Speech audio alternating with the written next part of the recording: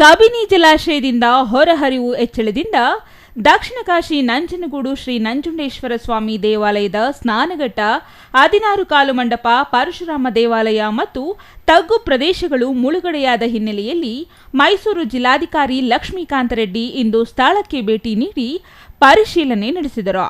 ಪಟ್ಟಣದ ಹಳ್ಳದಕೇರಿ 16 ಕಾಲು ಮಂಟಪ ಸ್ನಾನಘಟ್ಟ ಸೇರಿದಂತೆ ಪ್ರವಾಹ ಪೀಡಿತ ಪ್ರದೇಶಗಳಿಗೆ ಭೇಟಿ ನೀಡಿ ಪರಿಶೀಲನೆ ನಡೆಸಿ ತುರ್ತು ಕ್ರಮ ಕೈಗೊಳ್ಳುವಂತೆ ಸ್ಥಳದಲ್ಲಿದ್ದ ಅಧಿಕಾರಿಗಳಿಗೆ ಸೂಚನೆ ನೀಡಿದರು.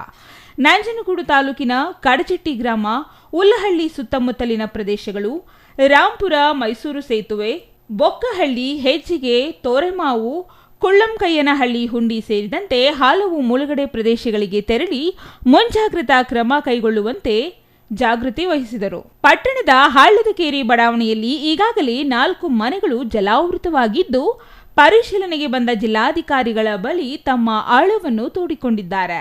ಬೆಳಗಿನ ಜಾವದಲ್ಲಿ ಇದ್ದಕ್ಕಿದ್ದಂತೆ ನೀರು ಹೆಚ್ಚಾಗತೊಡಗಿತು. ಮನೆಯಲ್ಲಿದ್ದ ಸಾಮಾನುಗಳು ಹಾಗೆ ಇದ್ದು ಇವುಗಳನ್ನು ಸಾಗಿಸಲು ನಮ್ಮ ಬಳಿ ಆಗುತ್ತಿಲ್ಲ. ಪ್ರವಾಹ ಬಂದ ಸಂದರ್ಭಗಳಲ್ಲಿ ಮನೆ ಮುಳುಗಡೆಯಾಗುತ್ತಲೇ ಇದೆ. ನಮಗೆ ಬೇರೆ ಕಡೆ ಬದಲಿ ವ್ಯವಸ್ಥೆಯನ್ನು ಶಾಶ್ವತವಾಗಿ ಮಾಡಿಕೊಡಿ ಎಂದು ಮಹಿಳೆಯೊಬ್ಬರು ಮನವಿ ಮಾಡಿದರು.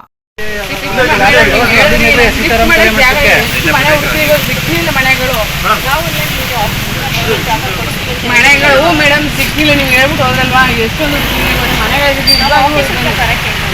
ಆಫೀಸ್ ಬರೀ ಎಲ್ಲ ಸಾಮಾನು ತರಕಾಗುತ್ತೆ, ನಾವು ಸಾಮಾನೆಲ್ಲ ತರಕಾಗುತ್ತೆ ಆಫೀಸ್. ಈಗ ಯಾವತ್ತು ಅಂದ್ರೆ ಅಷ್ಟೊಂದು ಎಷ್ಟೊಂದು ಇದು ಮಾಡಿದೆ ಬೆಳಿಗ್ಗೆಯಿಂದ ತಿಂದಿಲ್ಲ ನಾವು. ಅಷ್ಟೊಂದು ಹೆಂಗ್ ತಿರ್ಗಾಗುತ್ತೆ ಬೆಳಿಗ್ಗೆ ತಿಂದು ಮಕ್ಕಳೆಲ್ಲ ಸಾಲಿಸ್ಕೊ, ಮಕ್ಕಳೆಲ್ಲ ಮಕ್ಕಳು ತಿಂದಿಲ್ಲ ಎಲ್ಲ ತಿರುಗಾಟ ಮನೆಗೆ ಹೋಗ್ಕೊಂಡು ಎಷ್ಟೊಂದು ಹುಡ್ತೀವಿ ಅಂದ್ರೆ ನಮಗೆ ಎಷ್ಟು ಆಗೋಗಿದೆ ಗೊತ್ತಾ. ಎಲ್ಲರೂ ಒಂದು ಮನೆ ಸಿಗಿದ್ರೆ ನಾವು ಹೋಗ್ಬೋದು. ಮೇಡಮ್ ಅಂತ ಎಲ್ಲ ಮನೆ ಸಿಕ್ಕಿವಿ ಅಂತಂದ್ರೆ ನಾವು ಏನೂ ಕೊಟ್ಟಿಲ್ಲ.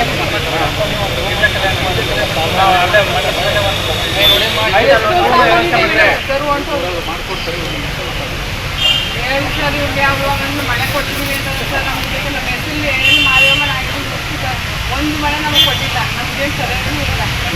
ಕೂಡಲೇ ನಿವಾಸಿಗಳನ್ನು ಗಿರಿಜಾ ಕಲ್ಯಾಣ ಮಂಟಪಕ್ಕೆ ಸ್ಥಳಾಂತರ ಮಾಡಿ ಅವರಿಗೆ ಅಗತ್ಯ ಮೂಲ ಸೌಕರ್ಯಗಳನ್ನು ಕಲ್ಪಿಸುವಂತೆ ತಹಶೀಲ್ದಾರ್ ಅವರಿಗೆ ಸೂಚಿಸಿದ್ದಾರೆ.